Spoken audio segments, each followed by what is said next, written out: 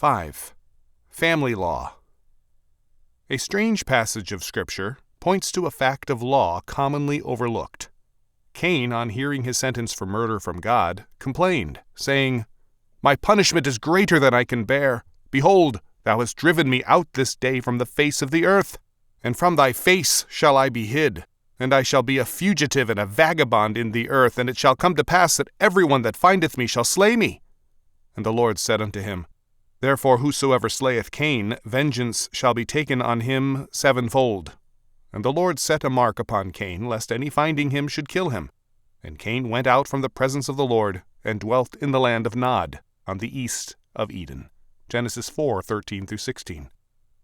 Because God does not change, his ultimate purposes are always implicit in his earlier acts, and therefore part of the framework of his declaration to Cain is his law order. Certain questions thus immediately come to mind. Of whom was Cain afraid? Who did he fear would kill him? That the fear was more than psychological is apparent in the fact that God set a mark upon Cain, lest any finding him should kill him. Cain obviously needed this protection. Again, why did God, who very early made clear his requirement of the death penalty for murder, Genesis 9:6, here act to protect a murderer?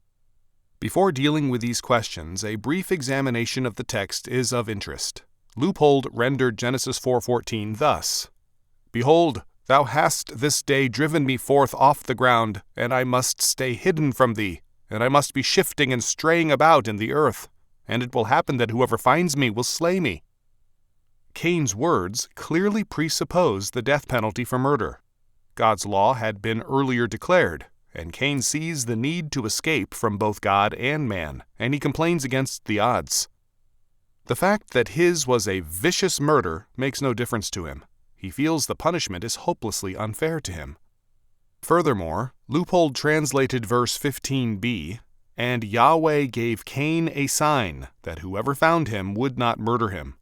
Leupold noted, quote, that the text does not say that God set a mark in or on Cain, Hebrew be, but for Cain, Hebrew le, marking a dative of interest or advantage. Consequently, we are rather to think of some sign that God allowed to appear for Cain's reassurance, a sign of guarantee, or a pledge or token. As parallels might be cited, the signs vouchsafed to certain men to whom God promised unusual things.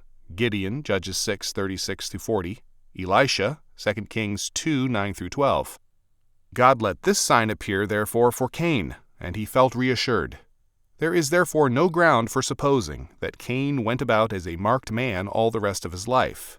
Anyhow, oth does not mean mark. End quote. To return to the earlier questions, of whom was Cain afraid, and who did he fear would kill him, the answer is already apparent.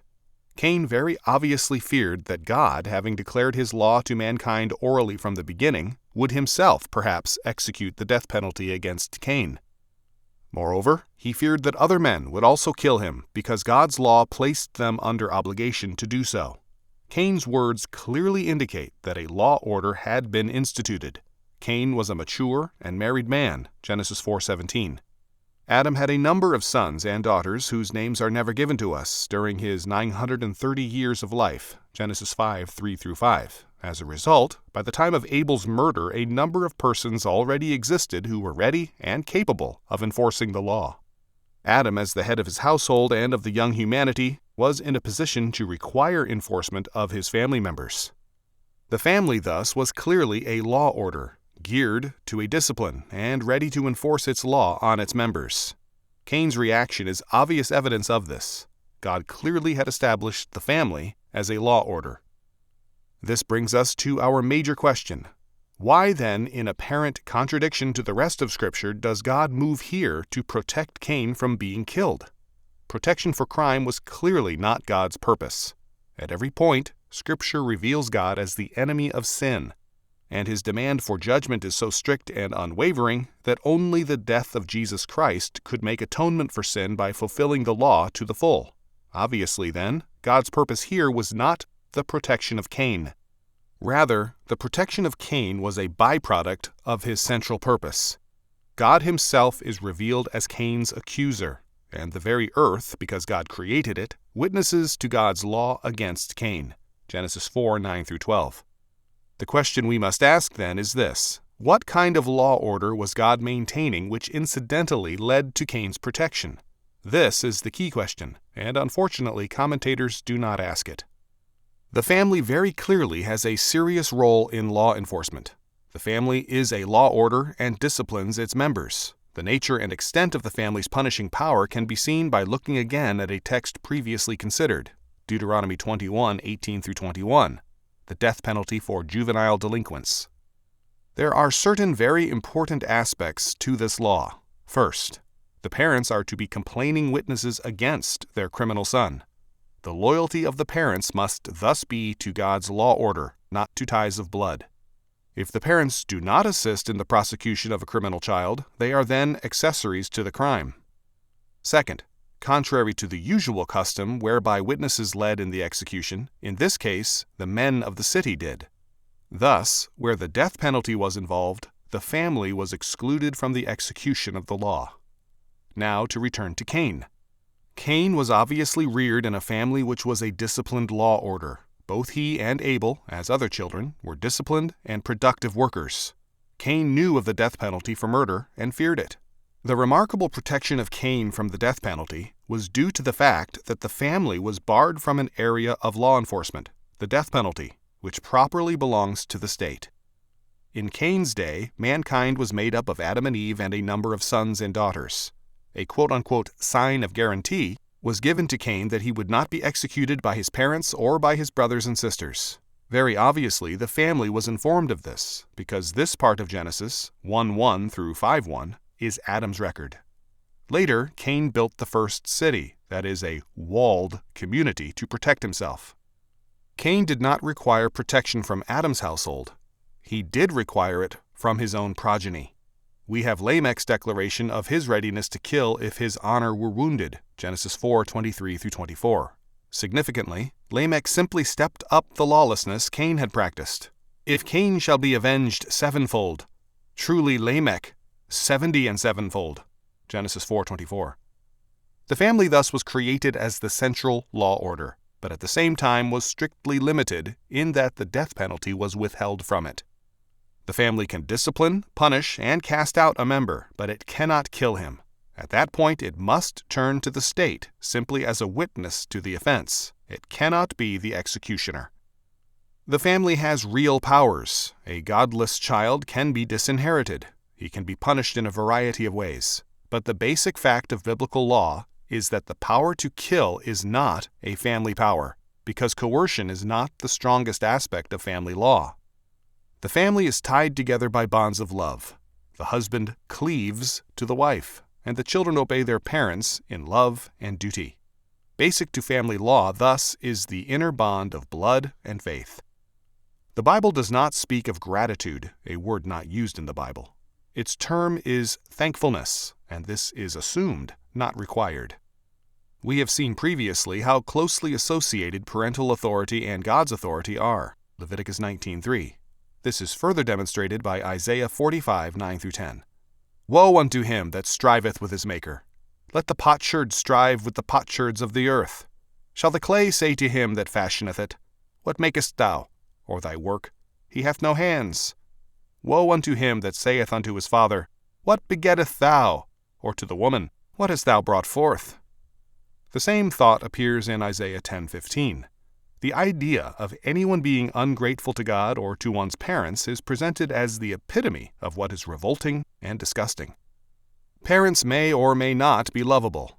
In any case, the duty of gratitude remains. Nowadays, the lack of gratitude by children who receive not only life, but very generous and even wealthy provisions from their parents, and yet manifest ingratitude to either one or both of their parents, is especially repulsive. Such children may be free of other moral blemishes, but if the passage from Isaiah 45:9-10 has any meaning, they are moral monsters. This passage from Isaiah throws light on Cain's deliverance from the death penalty. Family discipline can mean disinheritance. It can mean denouncing a child to the civil authorities. But the death penalty is reserved to God and the state. To give that power to the family is to destroy the inner tie that binds the family. The protection of Cain was thus not with reference to Cain as a person, but to the life of the family and its law sphere. The one exception to this principle of the non-participation of the family in the death penalty of its members appears in Deuteronomy 13:6-9. If a member of the family tried to lead members into idolatry, their execution required the participation of the family. Such a person was no longer a relative, he was an alien and an enemy. Later customs saw the service of the dead read over apostates in the family circle. The apostate was no longer a member of the family, but an enemy alien. Du Weird has described the psychic structure of the family as, quote, the feeling of authority on the part of the parents, on the other hand, the feeling of respect on the part of the children, end quote. The absence of either authority or respect results in a serious breakdown of the family as a law order. The family is not only a biological entity, but a religious one. As such, it has inner ties which are God-ordained and religiously governed. Love may be absent, but the religious authority and religious respect must remain.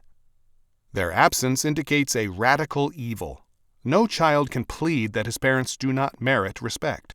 Love is his personal response, but respect and honor are his God-ordained duties, and failure to give respect is thus a sin against God rather than the parent. As a result, while parents and children can and must separate themselves from an incorrigible member and report him to the authorities, they cannot execute him. God forbids this act to any but the state. Similarly, a son or daughter can dislike a parent and, with maturity, separate himself to a degree while maintaining his God-ordained duties, but he cannot deny that parent respect and honor without incurring God's judgment. Thus, not only is there a limit beyond which a parent cannot go in judging his child, that is, the death penalty being barred, but there is also a limit beyond which the child cannot go. Honor and respect must be given because of the God-ordained nature of the relationship, not because of the person of the parent necessarily. Where this respect is lacking, the child should be written off, at least for the time being, as unworthy of attention. Whatever their qualities, these children are at war at this point with God, since honor, respect, and reverence are God's requirements long before their parents ever expected them. If God had not barred the family from killing guilty members, even at the price of allowing Cain to go free, the price would have been a fearful one. On the one hand, the development of the state as God's ministry of justice would have been impossible. The realm of the state would then have been preempted by the family. On the other hand, the family itself would have been destroyed by this new burden. The world would have been an anarchistic order, family arrayed against family, and the family arrayed against itself. It was thus not Cain whom God protected, but in reality, God's own law order.